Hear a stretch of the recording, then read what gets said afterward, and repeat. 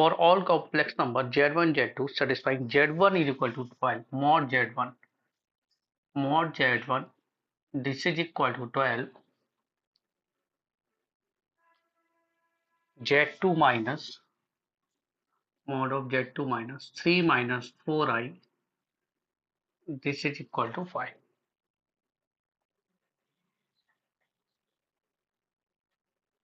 Minimum value of z1 minus z2.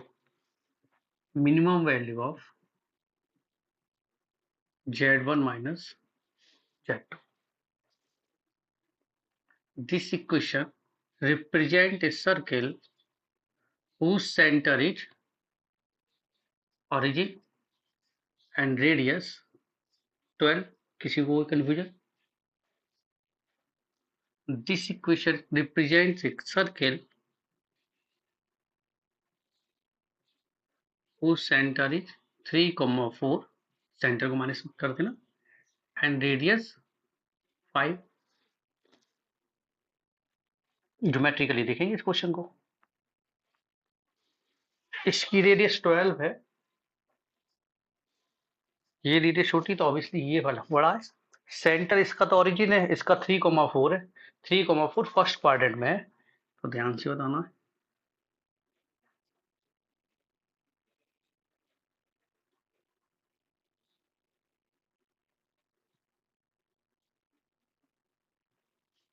Twelve वाला circle तो ऐसा जाएगा बड़ा सा. किसी को कंफ्यूजन? ये 12 है, ये 0 है, ये -12 होगा, ये 12i होगा, नीचे -12i होगा.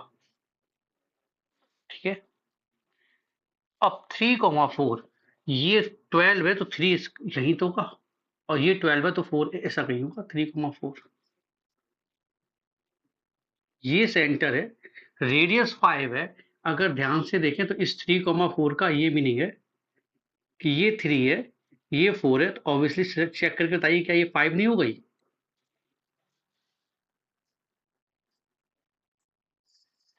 तो सर्किल जो बनेगा हमारा, ध्यान से देखना, 5 ये है. अगर यहां से ये सेंटर बना के सर्किल बनाऊंगा मैं, इस पॉइंट से होकर जाएगा,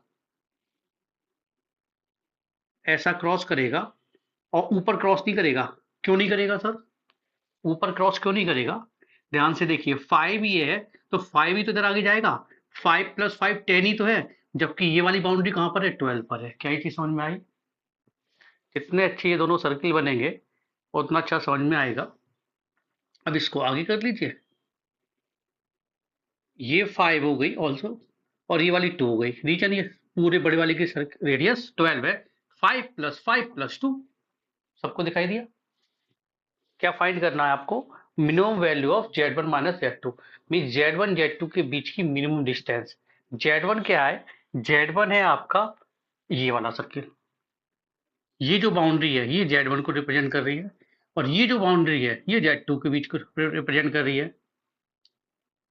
तो ये सबसे कम डिस्टेंस कहाँ दिख रही है? ये दोनों देखो बहुत बड़ी है, ये और भी बड़ी है. सबसे कम डिस्टेंस ये दिख रही है, मिनिमम कितनी है? 2. Number 180, page number 446. Cube root of x plus I Y.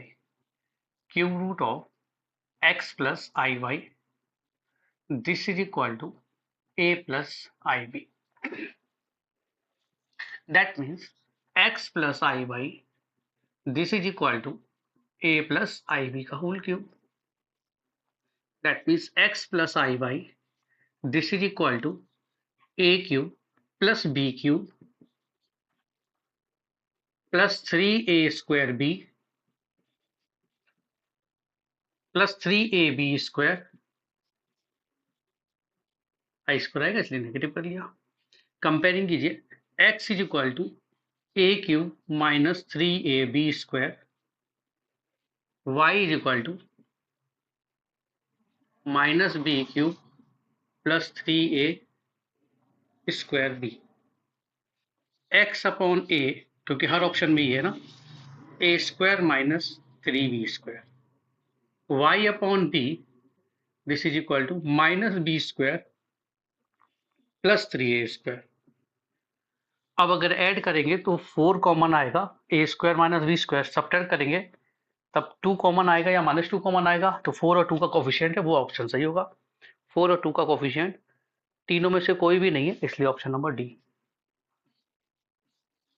देखो ना ध्यान से, question number 190, page number 446। Sigma n equal to 1 to 13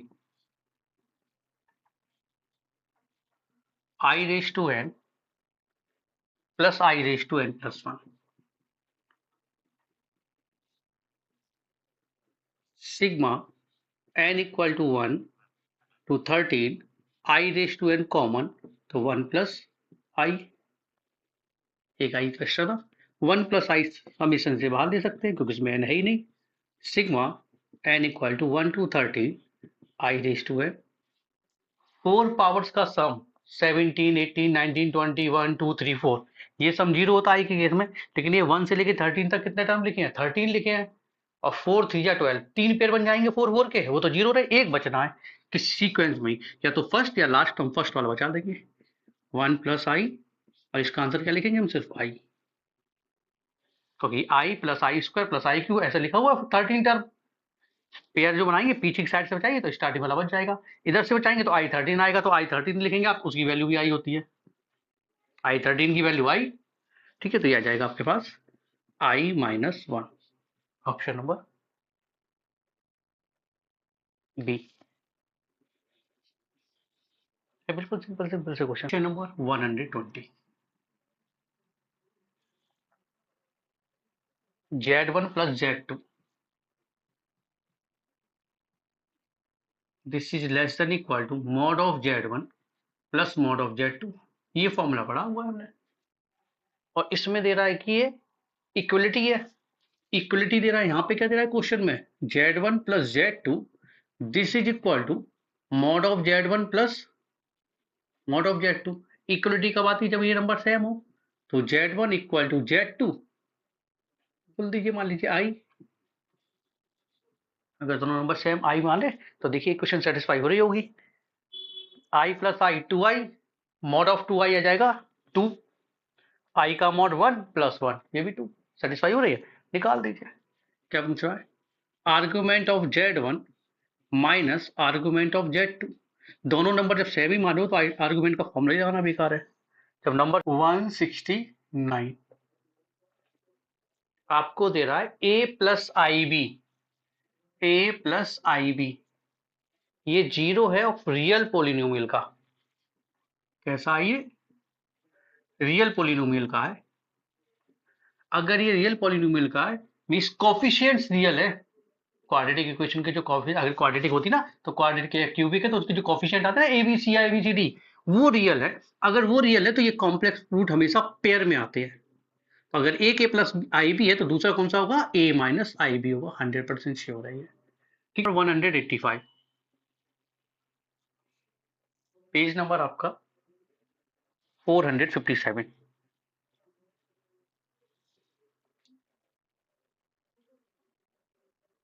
6i 420, 6i 420 minus 3i 3i minus 3i 3i minus 3i 3i 3, 1 minus 1 और i 1 minus 1 i। हालांकि आपको दिख रही है कि जीरो कर सकते हैं, कोई जरूरत नहीं है, ये लीजिए प्लस माइनस प्लस 6i से एक्सपेंड करेंगे 3i स्क्वायर प्लस 3i से एक्सपेंड करेंगे 4i प्लस 20 प्लस 1 से एक्सपेंड करेंगे 12 माइनस 60i। आंसर आ गया, हार्ड था नहीं। 3 माइनस 3 0, माइनस का 12 प्लस का 60i प्लस का 12 माइनस का 60i। 12 से 12 cancel, 60i cancel, 0। x minus Y over x plus Y. चलिए, x means cos alpha plus I sine alpha, उसमें बीटा होगा तो डायरेक्ट लिख ले रहे, एक लाइन है ना, माइनस बीटा कर ले रहे, तो cos alpha minus cos beta, I common ले ले रहे, तो एक लाइन हमने अपनी, एक स्टेप थोड़ा सा डायरेक्ट लिख लिया, sign alpha minus sign beta. Same चीज आ जाएगी डिनोमिनेटर में, लेकिन प्लस साइन के साथ, cos alpha plus cos beta plus I sine alpha plus sine beta. बताइए कोई कंफ्यूजन तो नहीं? फिर डायरेक्ट फॉर्मूला यूज करने, आंसर आपके पास आ जाएगा। Sine cos C minus cos D, तो 2 sine C plus D by 2 sine C minus D by 2, आगे माइनस लगा लेते हैं, वो डी माइनस सी होता है, plus I 2 sine C minus sine D, cos पहले होता है, 2 cos C plus D by 2 sine C minus D by 2 over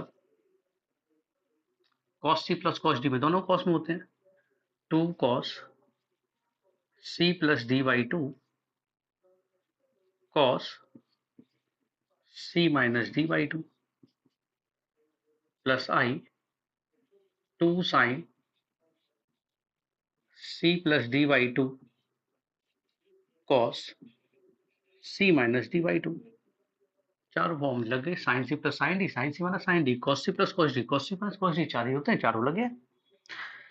numerator denominator में कॉमन आ रहा हुआ 100% कुछ ना कुछ, sine alpha minus beta, sine alpha minus beta, 2 भी कॉमन है तो 2 भी कॉमन लेंगे, तो कॉमन आया, एक स्टेप और लिख लेते हैं,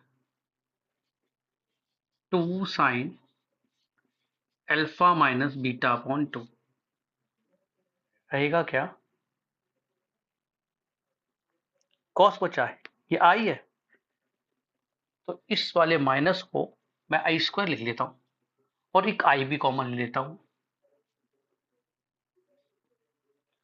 अब क्या बचेगा, कॉस, इसे थोड़ी देर के लिए ए पढ़े, cos A I sine A, cos A plus I sine A, E to the power I A, कम लिखना पड़े इसलिए ऐसा लिखा हमने, डिवाइड बाई 2 कॉमन आ रहा है, cos alpha minus beta common आ रहा है, अल्फा माइनस बीटा अपॉन 2, और ये कॉस अल्फा प्लस बीटा और आई साइन अल्फा प्लस बीटा, ये तो ई टू दी पावर आई हो गया, फिर से E to the power I A cancel, 2 भी कैंसिल, आई 10 आ रहा है आंसर में, क्या आई 10 अल्फा माइनस बीटा बाई 2। मैं साइन थीटा को कॉस 90 माइनस थीटा और कॉस थीटा को साइन 90 माइनस थीटा ऐसे लिखना है। रीजन तभी क्योंकि 1 प्लस साइन दे रहा है, तो 1 प्लस साइन कुछ होगा नहीं, लेकिन अब इस अगर ऐसा लिख देंगे तो 1 प्लस कॉस दिखने लगेगा, 1 प्लस कॉस 2 2 कॉस स्क्वायर लिखते हैं, फॉर्मूले मिल जाएंगे हमें। अब मैं इस एंगल को इतना बड़ा लिखूं तो इसे थोड़ी देर के लिए हम कॉस ए लिखेंगे, ये बड़ा ना लिखना पड़े, क्या लिख देंगे इसे, कॉस ए, और इस चीज को क्या लिखेंगे हम लोग, साइन ए, और बाद में यूज कर लेंगे, दैट मीन साइन थीटा की जगह कॉस ए लिखेंगे और कॉस थीटा की जगह साइन ए लिखेंगे। ठीक है, हमें ए का आधा भी करना पड़ेगा तो हम डायरेक्ट 2a लिख लेते हैं, तो हमें बाई 2 नहीं लगाना पड़ेगा, और बाकी ए की वैल्यू निकालने के लिए मैच कर लेंगे, 2a equal to pi by 2 minus theta, 2a equal to pi by 2 minus theta, किसे नहीं दिख रहा है। ठीक है, अब क्वेश्चन बोलो अपना क्या था, 1 प्लस साइन थीटा, तो 1 प्लस साइन थीटा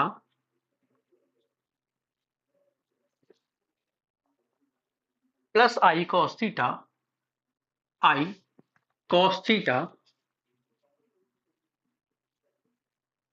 ओवर, सिर्फ माइनस से सेम है, 1 plus cos 2a minus I sign 2a whole power है। कितना सिंपल सा स्टेप हो गया, हार तो नहीं था कहीं। 1 प्लस कॉस, ये होता है 2 कॉस स्क्वायर ए, और ये आता है 2 sine A cos A divide by ये 2 cos square A minus I 2 sine A cos A whole power N. 2 cos cancel हो जाएगा, cos A plus I sine A की power I A over cos A minus I sine A की power minus I A whole power N. ऊपर जाएगा E raise to 2ia whole power and this is equal to e raised to 2an 2nai. This is equal to e raised to 2n, 2a की direct value मालूम है ना, e raised to n, 2a की direct value pi by 2 minus theta times I. अब ये क्या मैं लिखूंगा, ये कॉस के साथ आएगा